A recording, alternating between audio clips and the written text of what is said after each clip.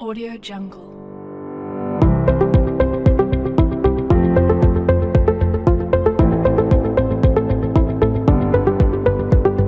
Audio Jungle. Audio Jungle.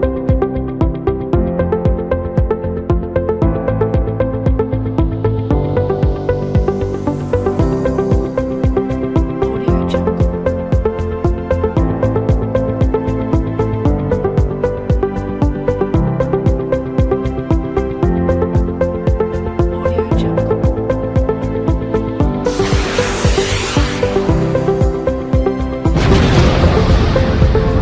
Dan khususnya penugasan untuk final projectnya seperti itu. Sebelum itu saya membahas mengenai untuk hasil UTS kemarin. Mungkin saya sudah share di SIM Akademik hasilnya, nanti bisa lihat dan lain sebagainya ya untuk nilai-nilainya. Tapi yang jelas dari nilai-nilai berapa saya juga nggak hafal ya, nggak hafal per persen itu. Tapi yang jelas memang ada beberapa kalau nggak salah itu nilainya yang kurang memuaskan, tetapi sebenarnya yang kurang memuaskan itu ada beberapa yang tidak full mengumpulkan tugas ya. Pada saat saya awal itu kan saya menyampaikan mengenai mekanisme untuk penilaian. Ada dua penilaian, ada dua skema. Yang pertama itu saya ngambil untuk nilai UTS-nya 60%. Kemudian untuk kuis sama tugas itu masing-masing 20% ya. Jikalau memang nilai UTS-nya bagus ya. Tapi kalau misalkan tidak bagus, saya mengambil skema yang kedua, yaitu 50% untuk UTS, 25% untuk kuis, dan 25% untuk penugasan. Jadi saya menaikkan nilai tugas sama kuis seperti itu. Ya, salah satunya memang adalah biar nanti bisa ngangkat nilai akhirnya, kayak gitu. Sehingga kalau misalkan ada beberapa mahasiswa yang nilainya mungkin sama ya, nilai UTS-nya sama, tetapi nilai akhirnya mungkin berbeda. Nah, bisa jadi ada tugas yang nggak dikumpulkan. Ntar tak lihat dulu, mumpung saya ini ya, saya ingat. Karena seringkali ini yang sering ini ya, apa namanya, meremehkan mahasiswa untuk masalah penilaian. Ini ada cuma satu ya di kelas, berarti kelas malam yang banyak. Di kelas pagi ini ada satu mahasiswa yang dalam catatan saya yang sekali tidak mengumpulkan tugas. Nah, yang jelas itu yang secara nilai ya kurang memuaskan lah, yang jelas seperti itu. Ya. Yang lainnya ini rata-rata mengumpulkan tugas, toh juga kemarin tugasnya kan cuma 2 kali ya, artinya nggak terlalu banyak, dan sebenarnya tugasnya juga nggak terlalu berat. Apalagi yang terakhir penugasannya itu kan buat video berkelompok, sehingga seharusnya itu adalah mudah. Itu yang saya tekankan. Berarti nanti ke depan yang merasa nilainya masih kurang, ya ke depan apapun tugasnya itu nanti dikumpulkan, ya dikumpulkan. Jangan sampai, karena kalau lihat skema yang tadi saya sampaikan, satu tugas saja gitu ya, atau berapa tugas lah, tidak mengumpulkan, walaupun kesannya mungkin paling cuma 1-2 tugas, tapi ternyata setelah saya akumulasikan di nilai akhirnya itu cukup berpengaruh besar. Komanya itu bukan lagi di belakang koma ya, tak lihat itu memang sudah di depan koma dengan nilai UAS yang sama. Sebagai contoh tadi yang saya katakan, yang ada satu orang yang nilainya tidak mengumpulkan tugas terakhir, sebenarnya dia nilainya untuk UTS itu cukup lumayan, dan ada yang lebih buruk lagi ya, cuma ya tadi karena berhubung tidak mengumpulkan satu tugas saja, setelah diakumulasikan saya jumlahkan jadi turun ya, karena korelasinya nanti dengan 25% tadi penugasan. Saya tak rata-rata ya, kalau ada 2 tugas berarti saya tak tambahkan dibagi 2, nanti dikalikan persentase tadi, misalkan 25%. Ya, kalau misalkan ada yang mau mengetahui nilainya, tidak masalah, japri saya, nanti saya tak sampaikan nilai secara detail, tapi yang jelas saya tidak menyampaikan semuanya ya, cuma yang mau saja per persen aja, karena ini kan ya boleh dikatakan kan ya rahasia kalian itu. Saya nggak mungkin nge-share juga nilai ini ke publik, nggak mungkin, kecuali yang bersangkutan hanya pengen mengetahui nilainya berapa secara detail gitu ya. Itu kemudian yang tadi kembali lagi ke awal, saya menyampaikan berkaitan dengan penugasan. Jadi pada saat awal kan saya rencana penugasan itu akan membuat software untuk SCADA ya, khususnya untuk sistem distribusi.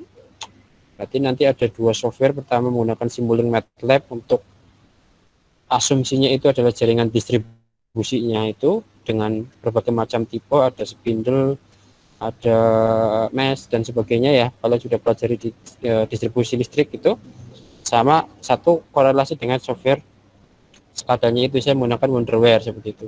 Nah, ini coba saya play, ini kebetulan tahun kemarin senior kalian membuat, saya pasti setiap ini tak suruh buat video karena salah satunya adalah untuk dokumentasi ke depan. Nah, ini bisa dilihat videonya. Videonya kelihatan ya yang saya share ya. Kalau ada sesuatu ini kalau suaranya saya hilang atau sebagainya ya, informasi. Video ini kelihatan ya? Ini saya play. Kelihatan enggak? Kelihatan, Pak. Oke ya. Ini video berarti ini tak suruh narasinya ya. Kalau tidak salah dulu diupload juga di YouTube, cuma saya lupa alamatnya di mana. Anak-anak kan terlalu banyak kelompok kemarin. Nah, ini itu adalah simulasi untuk jaringan distribusinya. Berarti dari mulai jaringan yang transmisi yang 70 kV atau 150 kV di sebelah sini itu, kemudian nanti masuk ke gardu induk, diturunkan jadi 20 kV, kalau distribusikan 20 kV. Di sini disimulasikan masih sifatnya adalah 3 fase sampai nanti menuju ke beban pelanggan. Disimulasikan nanti seperti itu. Ini kebetulan tipenya apa ini tipenya? Pakai spindle kalau nggak salah, atau pakai apa? Banyak ya, nanti bisa kalian kalau misalkan ada yang menginginkan bisa saya share. Jadi dari MATLAB ini bisa disimulasikan, kita play, berarti bukan kesannya, tapi namanya simulasi itu kan merepresentasikan sebenarnya gitu ya, walaupun mungkin tidak 100% tapi mendekati itu. Berarti ketika di play simulasinya itu nanti aliran tenaga ya, dari mulai gardu induk sampai kepada beban di konsumen nanti bisa terlihat di sini semua data-datanya, dari mulai data arus, tegangan, kemudian frekuensi. Kemarin diminta frekuensi juga, itu per fase, berarti tiap fase, karena distribusi kan 3 fase ya, seperti itu. Berarti kalau misalkan sistemnya seperti ini menganut level berapa? Masih ingat kemarin pada pertemuan kalau tidak salah 3 minggu yang lalu saya sudah menyampaikan level-level dari sistem distribusi, ada 3 level, ada level 1, level 2, level 3. Sebenarnya level-level itu adalah level yang digunakan oleh PLN kita, secara implementatif gitu ya.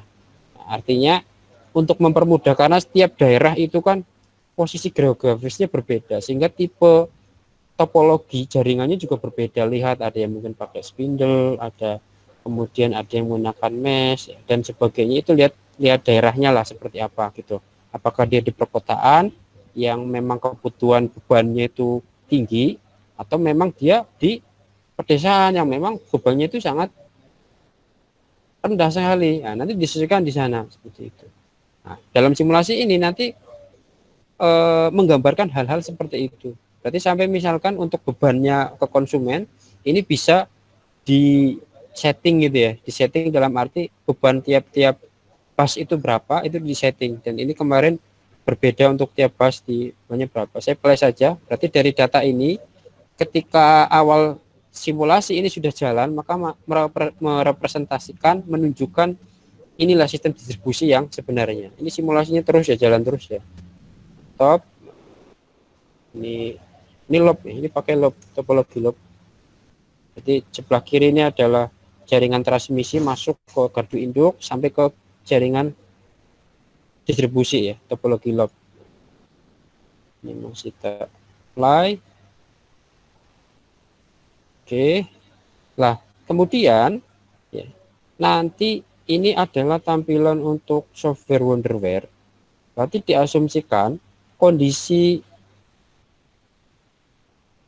distribusi, kondisi energi yang terdapat dalam jaringan loop tadi distribusi itu nanti bisa dipantau lewat software SCADA ini. Dan para mantaunya ya pastinya lah jarak jauh ya. Dan ini adalah yang terdapat pada saat awal kan saya banyak ya untuk sistem SCADA itu di mana. Ini tampilan yang terdapat di master station, berarti di pusat. Berarti masing-masing daerah itu biasanya nanti ada pusat pengendalinya. Kalau di Jawa Timur itu ada di Embong Wungu untuk distribusi Jawa Timur, berarti seluruh Jawa Timur itu yang terdiri dari puluhan gardu induk di embung sana untuk pengendaliannya. Di samping juga masih ada sub-subnya ya, yang berada di daerah-daerah juga ada. Di sana di daerah-daerah di sub-subnya tadi itu juga terdapat tampilan ini, tapi yang disimulasikan dalam penugasan ini pada tahun kemarin itu adalah asumsinya adalah masternya, pusatnya seperti itu. Nah, ini tampilannya seperti ini. Berarti kondisi yang berada di lapangan seperti tadi itu dalam tampilan ini sekadanya itu sama persis dengan yang terdapat di dalam simulasi MATLAB tadi, dari mulai jumlah trafonya berapa, kemudian panjang jaringan, terus juga ini ada yang kepencet ya. Terus juga untuk tegangan yang berada di lapangan yang diasumsikan simulasi tadi itu nanti bisa dilihat lewat software ini yang dibuat. Nah, ini ada penjelasannya. Saya minta ada deskripsi, tapi ya deskripsinya seadanya ya anak-anak, kadang saya minta deskripsinya diedit. Ini baru di play, di run, ini gerak dan memang cukup berat ya, cukup berat karena banyak sekali variabel yang dibaca kemarin, sehingga untuk runningnya juga cukup berat. Ini tadi ada error, biasanya kesalahan ini saja, kesalahan alamat memori penyimpanan. Berarti antara penyimpanan MATLAB dengan WonderWare harus dalam satu folder biar dia bisa membaca. Nah, ini tampilan editornya untuk sistem SCADA-nya, dan untuk runtime itu nanti tampilan sesungguhnya. Berarti ketika seorang operator SCADA atau dalam sistem distribusi di PLC itu namanya dispatcher. Saya udah ngasihkan slide-nya di slide pertama, kedua kalau nggak salah, atau bahasa mudahnya itu operator gitu, karena setiap SCADA itu punya operator yang dia ngamatin pergerakan tadi, kalau distribusi tadi. Nah, ini merah ini diasumsikan kemarin ini apa? Oh, merah itu kondisi ini ya, apa namanya, pemutus di dalam gardu induk masih close ya, masih open maksud saya, masih open. Kemudian nanti operator, berarti pada saat misalkan ini masih dalam kondisi open ya, pada saat operator di sini klik, ini sebenarnya ada mouse-nya ya, kursornya diklik kayak gini, sebenarnya diklik ini sebenarnya adalah operator nanti secara jarak jauh itu bisa menghidupkan pemutus di dalam gardu induk. Walaupun mungkin operator di lapangan gardu induk juga bisa mematikan juga bisa, tetapi nanti di pusat master satu juga bisa ya, bisa menghidupkan ini secara normal ya, secara normal dalam arti ketika tidak ada masalah, dan juga lihat perangkatnya juga. Artinya secara di realita misalkan di lapangan PLN ya, lihat gardu induk yang mana dulu, karena gardu induk yang lama yang pakai alat-alat lama mungkin bisa jadi belum bisa, karena di Indonesia itu ada ribuan gardu induk, di Jawa Timur aja ada puluhan gardu induk ya untuk distribusi saja. Nah, ini untuk yang keluaran dari gardu induk. Kemudian ini untuk di line awal pertama, berarti warna hijau ini menunjukkan bahwa daya itu ngalir, dan 96 ini 96 apa ya, ini kayaknya dayanya, ini saya juga kurang tahu ini, nanti kemungkinan daya karena angka-angka ini yang mau ditampilkan itu terserah nanti dari seorang desainer, dari SCADA.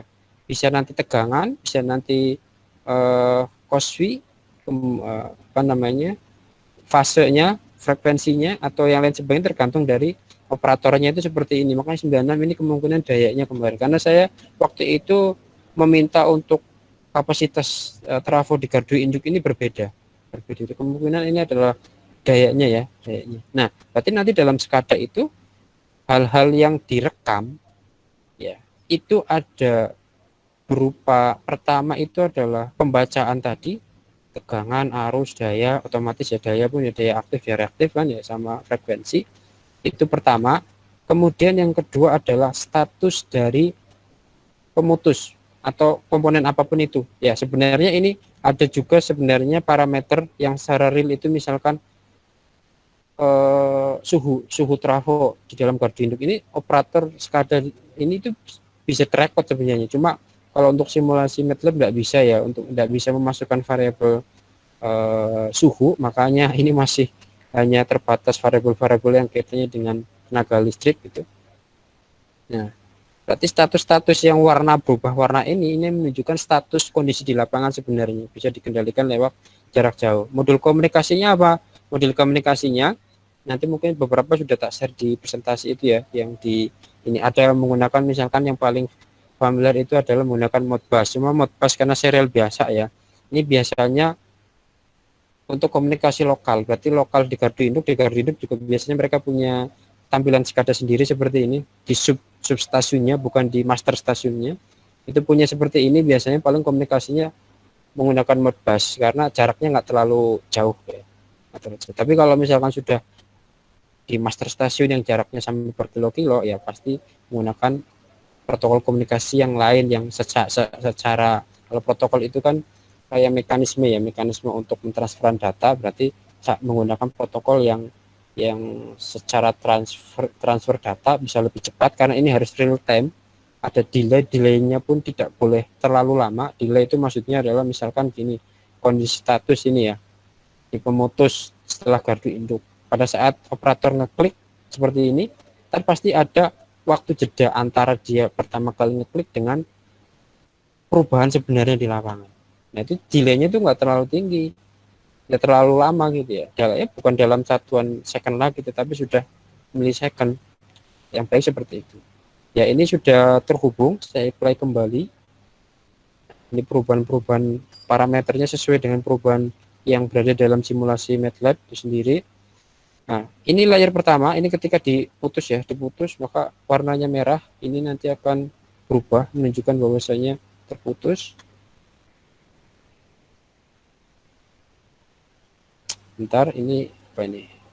Ini saya melihat, nah ini tampil grafiknya. Berarti di dalam SCADA yang saya tampilkan itu baru satu layer ya, satu lapisan tampilan SCADA. Sebenarnya di dalam SCADA tersebut itu nanti akan banyak layer. Berarti misalkan, ya saya kembali ke video. Misalkan ya, ini yang sebenarnya karena tahun kemarin itu anak-anak belum bisa. Pada saat ditekan misalkan untuk di sini ya, di CP ini ditekan, itu nanti masuk ke sub tampilan lagi yang lebih detail.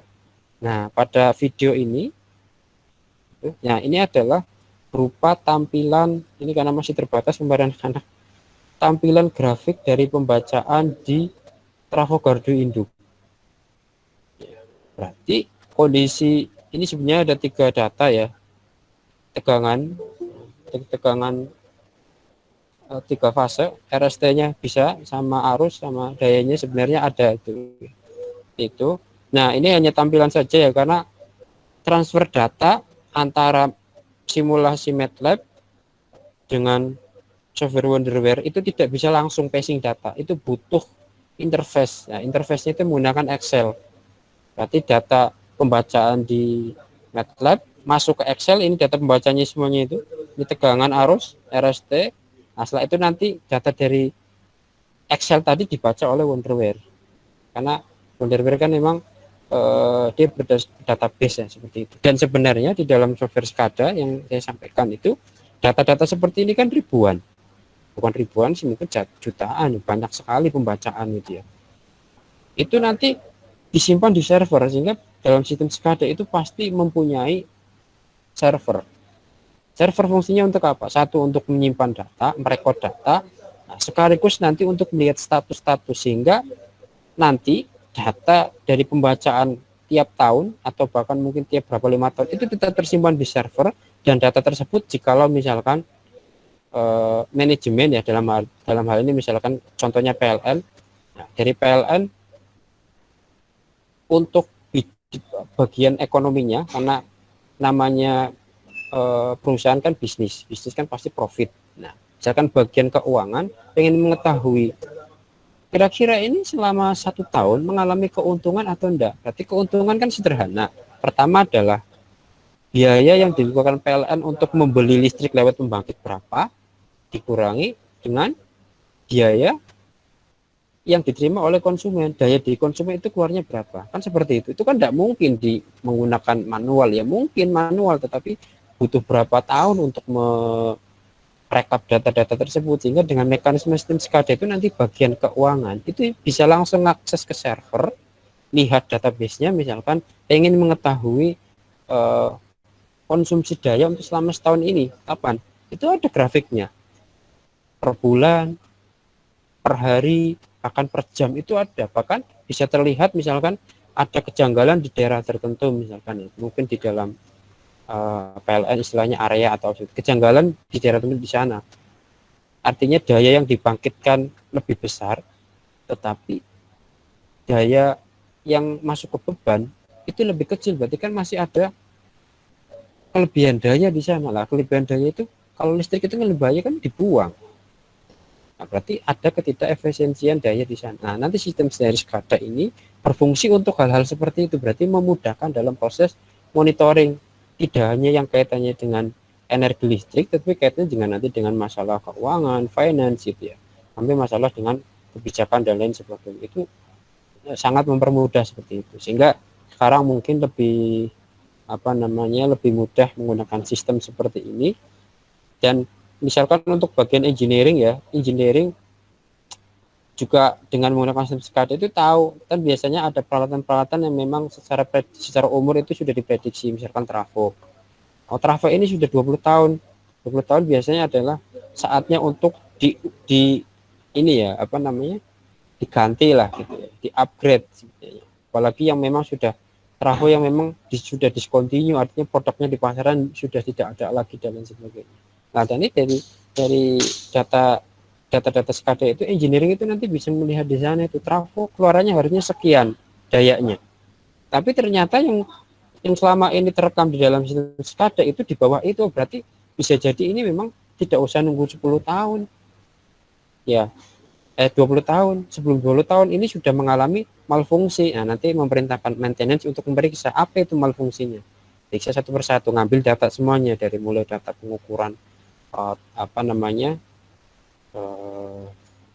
temperatur ya, temperatur di trafo seperti apa, kondisi minyaknya seperti apa, lihat lagi juga lingkungannya seperti apa. Nah, seperti itu mudah lah. Kalau misalkan trafo yang diamati cuma satu, tidak masalah. Tapi kalau misalkan yang diamati adalah ribuan, nah itu kan butuh sebuah sistem yang mempermudah itu, mempermudah controlling ya, sehingga diperlukan yang namanya sistem SCADA ini. Kita play kembali. Ini kemarin sudah cukup bagus. Ini saya ambil yang paling bagus ya, kelompok 5. Artinya ada kelompok lain yang bagus juga. Sebenarnya kelompok yang lain bagus juga, cuma dari segi penampilan itu kurang menarik gitu ya. Ini karena ini tergantung dari desainer. Ini cukup kreatif ya di kelompok 5 ini, secara desain itu mudah dipahami dan bagus ya. Kalau di sebenarnya kelompok 3 juga ada, cuma ya ini sama kayak gini ya, cuma ya, lebih. Nah, ini sama tampilannya kan enggak ini banget ya, enggak menarik banget ya, intinya gitu. Dan pada saat awal itu kan sebenarnya saya menginginkan nanti kalian melanjutkan ini, karena artinya sudah ada senior berapa generasi itu yang sudah membuat ini, nanti tinggal disempurnakan dalam hal ini yang mungkin kalau kemarin itu hanya masih menggunakan variabel-variabel yang sifatnya elektrik, nanti bisa memasukkan yang lain. Kemarin kalau nggak salah itu hanya bisa 2 layer. Layer pertama itu tampilan untuk SCADA-nya, layer kedua itu adalah tampilan grafik ya. Padahal waktu itu saya minta coba tiap-tiap bus itu ada tampilan khusus, ada sub-subnya lagi, hingga ketika diklik itu nanti keluar masing-masing di sana parameternya, grafiknya itu sudah rapi, ada grafik tegangan, grafik arus, grafik daya, grafik frekuensi. Nah, ini lebih enak gitu. Tapi kemarin nggak nyampe itu ya tidak masalah. Kalau saya tidak masalah, namanya itu kan proses itu. Saya ini harapannya untuk tahun ini tuh bisa menggarap itu, bisa melanjutkan untuk membuat ini ya, karena sudah ada basic, tinggal melanjutkan saja. Nah, cuma kemarin itu kapan hari saya baru ingat ini untuk software Wonderware ini punya kelemahan dalam masalah instalasi, yaitu adalah dia itu filenya ketika diinstal itu tidak bisa dimodel copy paste. Berarti ketika diinstal di komputer itu ya sudah, tidak bisa diinstal komputer lain. Nah, padahal ini membutuhkan yang namanya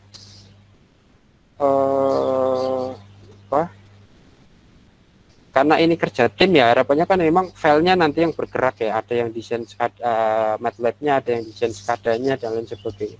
Cuma kalau misalkan model seperti ini, saya nanti yakin ya 1-2 orang saja yang nanti bisa bekerja, yang ya komputer yang diinstal itu gitu ya. Nah, sehingga aduh ini kayaknya nanti kalau seperti ini nggak bisa berarti pertemuannya jarak jauh ya, untuk monitoringnya mungkin ada sedikit kesulitan seperti itu, untuk karena kemarin pada saat tahun kemarin saya tiap hari itu nggak ada kuliah di pertemuan 10-11 sama terus ada pertemuan, bahkan nggak ada ujiannya yang buat tugas ini presentasikan kayak tadi ini, termasuk video ini ya salah satunya. Nah, sehingga nanti saya mungkin tiadakan saja, tetapi harapannya dengan saya menampilkan video ini nanti kalian bisa paham gambarannya itu kemana, kalian bisa mengerti nanti SCADA itu sistemnya seperti apa ya. Nanti ada tugas pengganti yang setara lah ya, setara dengan tugas ini, tapi yang jelas bukan ini, bukan model-model seperti ini. Saya mencoba untuk software yang lain, software SCADA yang lain, cuma belum menemukan solusi nih yang bisa connect dengan MATLAB itu apa ini, yang kadang-kadang agak sulit mencarinya, karena itu harus mencari yang bisa connect dengan, artinya data dari MATLAB itu bisa dibaca oleh SCADA-nya, itu yang saya belum menemukan itu. Tapi nanti yang jelas ada tugas pengganti yang mungkin pekan depan saya sampaikan untuk tugas pengganti dari yang rencana awal saya sampaikan itu seperti apa, tapi yang jelas nanti setara ya, setara dengan sebelumnya, biar nanti dalam penilaian pun juga nanti saya tidak usah mengubah pola penilaiannya itu seperti apa. Oke, itu ya yang bisa sedikit saya sampaikan. Ini ada pertanyaan atau gimana? Kalau ada pertanyaan silakan di ini ya, di slide aja. Ini kepencet atau gimana Abdul Kisom? Ini ada hand raise, biasanya kan untuk nanya ya. Kepencet atau mau nanya beneran? Kalau mau nanya beneran silahkan bisa lewat chat, atau mungkin mau ngomong langsung ya nggak masalah ya, silakan saja. Kita tutup dulu presentasinya. Ya, ada pertanyaan?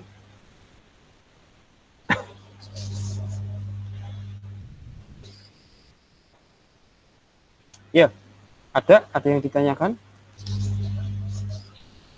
Sudah setengah jam ya saya ngomong lumayan. Silakan kalau ada yang ditanyakan atau Pak, saya mau ya, bertanya salah. Pak. Ya silakan. Berarti buat tugas yang selanjutnya itu nggak pakai Wonderwall itu tadi ya Pak?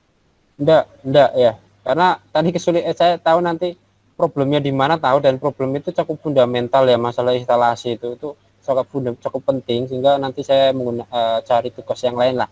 Gitu. Berarti pakai aplikasi lain juga ya Pak? Bisa jadi kemungkinan enggak ya, bisa jadi tidak menggunakan aplikasi lain, tapi penugasannya yang lain. Mungkin bisa jadi mungkin nanti bisa membuat presentasi lagi, atau mungkin nanti juga pakai simulator yang lain. Saya belum ada ini ya, belum ada gambaran. Yang jelas nanti pekan depan lah saya sampaikan nanti tugasnya seperti apa untuk pengganti itu. Gitu ya. Baik Pak. Oke ya. Ya, ada lagi?